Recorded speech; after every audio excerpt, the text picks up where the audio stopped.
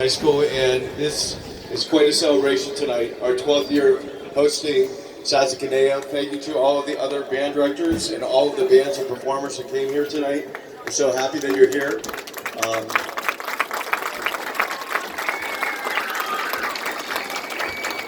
I'd also like to take the opportunity to thank all of the boosters for every single school, including Thousand Oaks, that are currently right now cooking more hot dogs and taking care of coffee and hot chocolate and doing all those things. So we can't do what we do without the help and support of all of the boosters for all of the bands. So thank you so much. Put your hands together.